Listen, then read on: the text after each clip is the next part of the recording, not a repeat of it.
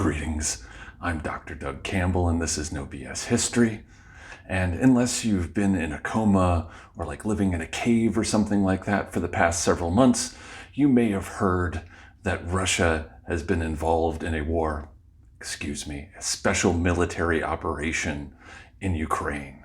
So what's going on with that? In July of 2021, less than a year before he would give the order for Russia to invade Ukraine, the Russian president, one Vladimir Putin, released a lengthy article entitled "On the Historical Unity of Russians and Ukrainians." In this piece, Putin argued that, quote, Russians and Ukrainians were one people, a single whole, and that they shared parts of essentially the same historical and spiritual space. Putin blamed the separation of Russians and Ukrainians on alternately the United States, the West as a whole, Nazis, or indeed Satanists eager to promote transgender and non-binary identities. Who was it? Who could it possibly be? Was it, I don't know. Say it! On the other hand, once the Russian attack began, the president of Ukraine, Volodymyr Zelensky, commented, quote, "The war of the Russian Federation in one form or another against Ukraine, or against the sovereignty of our state, or against statehood, or against the general existence of Ukraine. This war is old, and it has been going on for many decades, even hundreds of years." So which of these men is right? Do the Ukrainians merely constitute a subordinate branch of the great Russian nation? Is the Ukrainian nation real at all? Or is it simply BS? Let's talk about it.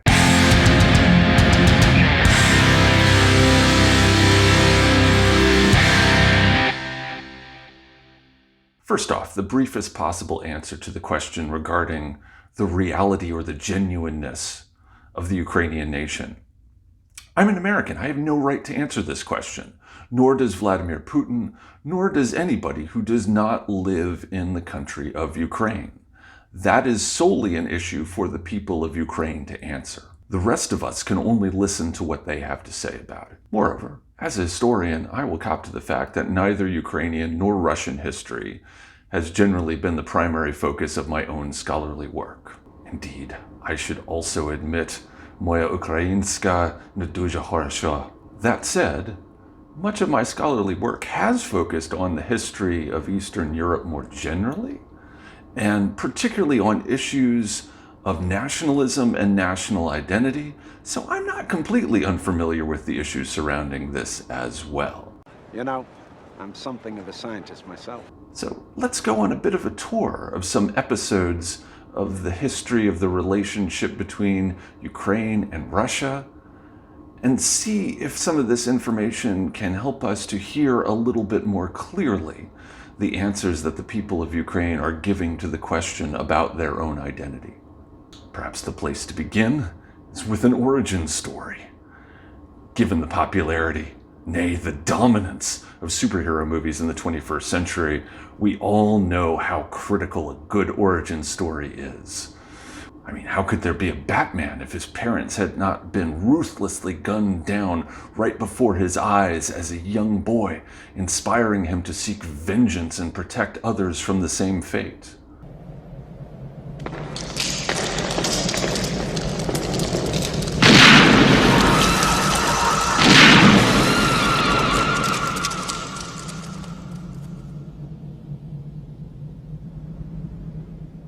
Or could there be a Superman if his parents had not sent him as the last refugee of the dying planet of Krypton to the Earth to be adopted by the kindly Kents of Kansas and to flourish with superpowers under a yellow sun?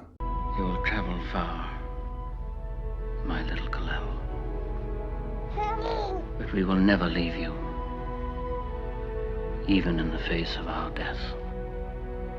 Indeed, a Spider-Man, if he had not learned that with great power comes great responsibility when he failed to use his own powers to stop the criminal who eventually murdered his beloved Uncle Ben. Hey! He stole the game! Stop that guy! Stop him! He's got my money! Thanks. What the hell's the matter with you? You let him go! Cut him off in the lobby and call the cops! You could have taken that guy apart. Now he's gonna get away with my money. I missed the part where that's my problem. Nations are kind of like superheroes in that sense. They need a good origin story to sort of tell members of that nation who they are and where they come from. And also, more often than not, these origin stories are more or less entirely fictional. You could reference, for example, the attempts of the German nation to trace German roots back to Arminius leading the Germanic tribes in battle against Rome in the Teutoburg Forest, or Japanese attempts to ground their identity in the supposed descent of the sun goddess Amaterasu to found the Japanese imperial line, or American attempts to trace their origins to the so-called First Thanksgiving, when the Pilgrim Fathers and the local Wampanoag tribe sat down to celebrate a successful harvest over a peaceful, collaborative meal. All of these stories say something meaningful about how modern nations want to view themselves and their identity, and all of them mix small cores of factuality with great big helpings of fiction and mythology. No nation is unique in that regard. They're all sort of like that. So too is that the case with Russia's origin story, which manages to locate the beginning of the Russian nation in the capital of another country. The crucial event in this story is the conversion to Christianity in the year 988 of Volodymyr the Great, Grand Prince of Kiev. His state, generally referred to as Kievan Rus, had been founded by the Scandinavian Varangians and their ruler Rurik in the 8th century, and eventually came to encompass a huge amount of territory in northeastern Europe, before succumbing to attacks by the Mongols some 400 years later. And to be clear, both modern Ukraine and Belarus also trace the roots of their statehood to Kievan Rus as well. Indeed, the Trizub, the trident that appears on the Ukrainian official state seal, was one of the symbols of the state centered on Kiev in the Middle Ages. What makes the Russian claim somewhat peculiar, indeed positively mythological, is that the historical forces that produced the modern Russian nation have much more to do with the Grand Duchy of Muscovy, established as a vassal state of the Mongols in the 13th century. While Muscovite dukes claimed descent from the Rurikid line, which had been associated with Kievan Rus, so too did a number of other rulers in the region. And while we're at it, let's unpack the name, Ukraina, which roughly means the borderlands. Despite being the center of the old state of Kievan Rus, since the 12th century, Ukraine has straddled the fault lines between various regional powers. The Mongols, Muscovy, the Polish-Lithuanian Commonwealth. After the late 1700s, when the Polish Commonwealth was partitioned, the interested powers were Prussia, Austria, Russia, and the Ottoman Empire.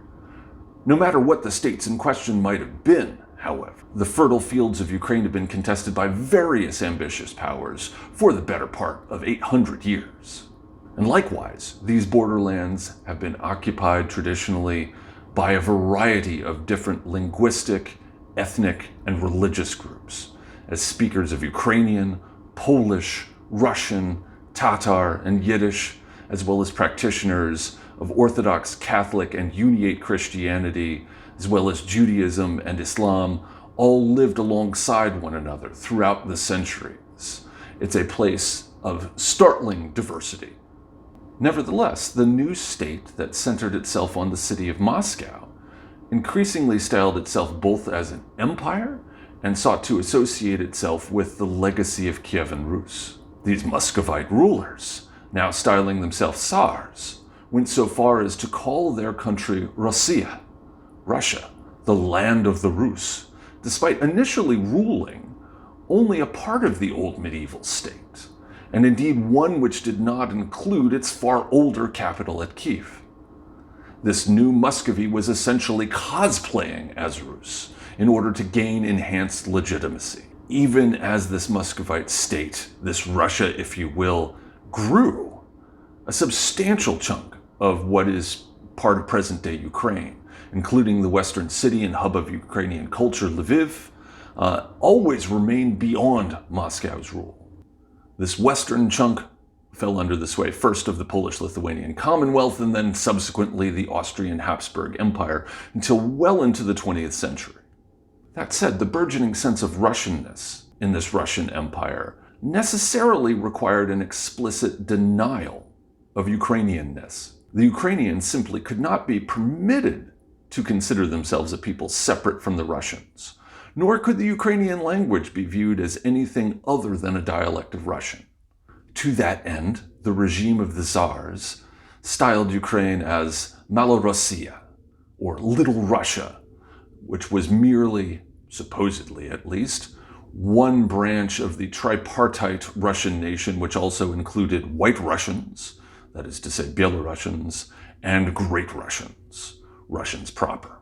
Indeed, this definition of Ukraine as a subordinate part of Russia featured substantial participation by Ukrainian scholars and poets, such as Nikolai Kostomarov and Mikhailo Drahomanov, who hoped at least to see their culture recognized as being equal with that of Great Russia. Such hopes were generally in vain, however, as Russian culture and language were privileged in Ukraine under the Tsars, much as they were throughout Russia. Even the celebrated Ukrainian author Nikolai Gogol wrote his great works of literature in the Russian language rather than Ukrainian. One language, one religion, and explicitly one unitary nation were the pillars of identity in the Russian Empire. When this empire of the Tsars fell in 1917, however, and the communist Bolsheviks seized power, lip service, at least, was paid to the distinctiveness of a Ukrainian nation and language. Ukrainians could rise quite high in the Soviet leadership, and even general secretaries such as Khrushchev, Brezhnev, and Gorbachev all had roots in Ukraine. Nevertheless, too often, in practice, it was Russian culture and language which were given pride of place throughout the entire Soviet Union, which after World War II incorporated all of the territories of Ukraine for the first time in Russian history. Soviet rule also, it must be admitted, brought one of the worst catastrophes in all of Ukrainian history, with the Holodomor of 1933 to 34, in which Stalinist policies deliberately produced a genocidal famine in which between 3 and 7 million people died, largely due to the regime's sense that Ukrainians and Poles were insufficiently loyal to the Soviet state and its distinctive brand of communist ideology. Indeed, Stalin sort of believed that really only Russians could be loyal communists, which was ironic given the fact that he himself was not an ethnic Russian, but rather a Georgian. So we've discussed some of the Russian attempts to eradicate a distinctive Ukrainian identity as a means of grounding their own sense of Russianness. But what about the people of Ukraine? To what extent do they have a history or an identity independent of Russia? There are certainly historical examples. I mean, first of all, if we are talking about powers other than Russia, the various Mongol Khanates, the Grand Duchy of Lithuania, the Austrian Empire, the Ottoman Empire, and both the Kingdom and the Republic of Poland have at various points laid claim to portions of Ukrainian territory. If we're to speak of only genuinely independent Ukrainian polities, obviously we'd have to start with Kievan Rus. We could also point to the Cossack Hetmanate, established by Bogdan Khmelnytsky in a 1648 rebellion against Poland, which maintained at least partial independence over a portion of Ukraine for more than a century. The Russian Empire obviously emphasized the signing of the Pereyaslav Agreement in 1654, in which Khmelnytsky became a vassal of Moscow in exchange for Russian military help against Poland. But it's clear that both sides saw this agreement very differently. If Russia saw it as the beginning of their rule over Kiev, the Ukrainian Cossacks saw it as a means of securing their own independence against a more dangerous enemy. The fact that Moscow ultimately proved to be more of a threat to Ukrainian independence than Poland does not erase how the Ukrainians saw things at first. The collapse of the Empire of the Tsars in 1917 saw a renewed push towards Ukrainian independence, with several different versions of Ukrainian state briefly succeeding one another during the latter stages of First World War I and then the Russian Civil War, with factions ranging in ideology from monarchist all the way on over to anarchist, all vying for control of the country. Unfortunately, from a Ukrainian perspective, the country was once again partitioned, this time between Poland and the Soviet Union, but Ukrainians certainly did not forget this brief flowering of self-rule. When the Soviet Union finally collapsed in 1991, Ukraine quickly declared its independence and has maintained it ever since. By the way, this is perhaps as good a place as any to mention that both the expression in Slavic languages, na Ukraini, on Ukraine, or the usage in English of the Ukraine with a definite article, both kind of imply that this land is merely a province or an appendage of some other country, rather than an independent nation in its own right. So, there's no quicker way to irritate a Ukrainian than to use one of these expressions. Because indeed, Ukraine has increasingly charted an independent course from Russia over the past 30 years.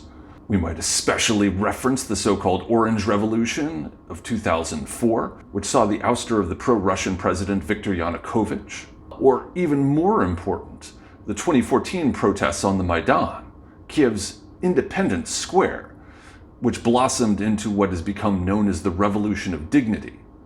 The triggering incident there was when the resurgent Yanukovych decided not to conclude a previously signed political association and free trade agreement with the European Union on behalf of Ukraine.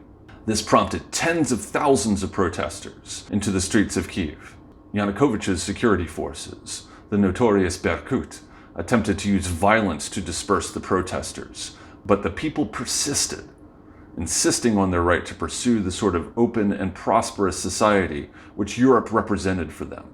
Hundreds of protesters were killed before Yanukovych was ultimately forced to flee to Russia. This assertion of popular sovereignty and pro-European sentiment proved intolerable to the Russian Federation and to its thuggish president, Vladimir Putin, who we've met already, for reasons that ultimately had much more to do with Russia than Ukraine. Since the collapse of the Soviet Union, Russia had struggled to come to grips with its diminished power and influence on the world stage. As an antidote to what he perceived as Russia's humiliating defeat in the Cold War, Putin sought to re-establish influence in what he termed the Ruski Mir, the Russian world, or alternately the Near Abroad, regions which had previously been part of the Soviet Union's sphere of imperial influence. Putin had come to power on the basis of a savage crackdown on the independence movement in Chechnya in 2000, and he had further consolidated his grip on the Russian state with his occupation of the Georgian territories of South Ossetia and Abkhazia in 2008. Nevertheless, there was a lot of opposition to Putin. Mass protests against electoral fraud in Russia in 2011, which continued throughout the next couple of years, demonstrated the extent of popular discontent with Putin. And friends, Vladimir Vladimirovich was shook by how many Russians didn't like him. He was able to suppress these demonstrations only by draconian legal reforms and brutal crackdowns, but it was obvious that Putin's position was much more precarious than he had thought. To try to bolster his sagging popularity, the previously more or less non-ideological authoritarian reimagined himself as a defender of traditional Russian and Orthodox Christian values against the creeping tides of Western decadence, and particularly the movement to secure the rights of the Russian LGBTQ+ community. In this context, the revolution in Kyiv's Maidan in 2014 in favor of freedom and European-style diversity, which had dethroned a pro-Russian autocrat, seemed like a profound threat to Putin. His system simply could not tolerate the notion that a country which was so bound up in Russia's own sense of identity had decided to chart a path so antithetical to that of Putin's Russia. He absolutely had to intervene. And so he did. Russia invaded and annexed the Crimean Peninsula in March of 2014, and followed that with diplomatic and military support for separatist movements in the eastern Ukrainian oblasts of Donetsk and Luhansk. These were the opening salvos in Russia's war, special military operation to assert imperial dominance over Ukraine, which culminated in the February 2022 invasion, which more or less catches us up to the present day. Russia has argued that its invasion was necessary to defend Russia against supposed Nazis who had seized control of Ukraine, riffing off another beloved origin story, which portrays Russia as the martyr nation in World War II, in which it saved the world from Nazi Germany. So, how Nazi is Ukraine? mean, obviously, it's dishonest to pretend that Ukraine's historical record is unblemished. No country's is. Like every people, the Ukrainians have some historical skeletons in their collective closet. Some Ukrainians have been complicit in persecutions and violence against Russians, Poles, and Jews. Some Ukrainians collaborated with Germans during the Second World War. I mean, in particular, we'd have to mention Stepan Bandera and his organization of Ukrainian nationalists, whose love of the Ukrainian people was inseparable from their brutal hatred of Poles and Jews. And, that said, the number of Nazis and fascists in present-day Ukraine is not particularly larger than anywhere else. The Russian characterization of Ukraine as a Nazi state again says more about Russia's struggles with its own identity than anything else. Indeed, to portray Russia as a victim and Ukraine as an ally of Nazism in World War II is a ridiculously selective reading of the past. It ignores, for example, the period between 1939 and 1941 when the Soviet Union actively collaborated with Nazi Germany. And, these days in Putin's Russia, you can actually go to prison for pointing out too forthrightly that Nazi Germany and the Soviet Union were actually buddies for a couple of years. It also ignores the fact that more Ukrainians died at the hands of Nazi Germany than did Russians. And let's be clear, we're not just talking about as a proportion of the population, we're talking raw numbers.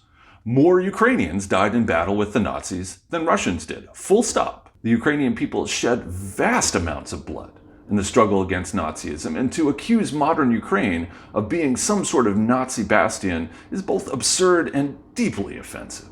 Ultimately, just look at the leaders. Volodymyr Zelensky is a Jewish man who has relatives who died during the Holocaust. He began his career as a comedian and a satirist who sometimes performed in drag, and he became president in an election that was deemed by international observers to be free and fair. Our other Vladimir, President Putin, on the other hand, is a right-wing dictator and chauvinistic Russian nationalist who cultivates a hyper-masculine cult of personality and who suppresses opposition to his rule and rigs elections. He's been influenced by neo-fascist philosophers like Ivan Ilyin and Alexander Dugin. I mean, of the two men, the one who has most in common with Nazism is definitely not Zelensky. Before we get to our verdict, how about some recommended readings? If you want a nice overview of Ukraine and its identity, the Ukrainian historian Serhii Plokhy, his The Gates of Europe, A History of Ukraine from 2015, is a very informative book. You might pair it with his other book on Russian identity entitled Lost Kingdom, The Quest for Empire and the Making of the Russian Nation from 2017. For a window into how things work in Vladimir Putin's Russia, particularly with an eye towards control of media narratives and stuff like that. Peter Pomerantsev's Nothing is True and Everything is Possible, The Surreal Heart of the New Russia from 2014 is your best bet. For a tour through some of the grimmer parts of the 20th century in Ukraine, the American historian Timothy Snyder's Bloodlands, Europe Between Hitler and Stalin from 2010, describes Ukrainian suffering both at the hands of the Stalin regime in the Soviet Union, as well as the genocidal policies of Nazi Germany. Indeed, it largely portrays World War II as a colonial struggle over the territories of Ukraine, Poland, Belarusia, and the Baltics. Finally, for an overview of more recent attempts in Ukraine to secure their own sovereignty, Marci Shore's The Ukrainian Night, An Intimate History of Revolution from 2017, is an excellent window into what was going on in the Maidan in 2013 and 2014 in Kyiv. So what is our verdict on Ukrainian national identity and Russia's war to extinguish it? Well, as I said at the beginning, that's not for me to say. It is rather up to the people of Ukraine. That said, it certainly seems like they have been both loud and unambiguous in their answer to this question. In the face of an invasion by a larger enemy military force, which apparently has few qualms about destroying infrastructure, making bellicose nuclear threats, and targeting and terrorizing civilians, the Ukrainian people have fought fiercely to maintain their independence, and indeed have clawed back many of the gains initially made by Russia. In the process, of course, hundreds of thousands of both Ukrainians and Russians have been killed or wounded. And let us be clear, this video is not against the Russian people. The Russian people are not their government, and in many ways are as much the victims of Putin's regime as are the Ukrainians. Ultimately, the past decade has illustrated that the Ukrainian nation not only exists, but has sought to ground itself in a post-imperial European identity, which is multilingual, multicultural, multi-religious, and democratic. These events, though, on the other hand, have revealed a profound Russian crisis of identity. After the regimes of both the Tsars and the Soviets evaporated into mist, who are the Russian people? Can they find a way to relate to their neighbors which is not grounded in imperial domination? Can they escape the authoritarian cycle of their history, which has seen them dominated by one dictatorial mediocrity after another? Can they make room in their collective identity for numerous different languages, ethnicities, and religions, instead of insisting on the primacy of Orthodox Christianity and Russianness? Or, to put matters another way, the Ukrainian nation may not be BS, but it's possible that the Russian nation might be. At least if the Russian people are unable to answer these questions in a satisfactory way. That's my take on it. I encourage you always to check your sources and evidence. Buvайте здорові!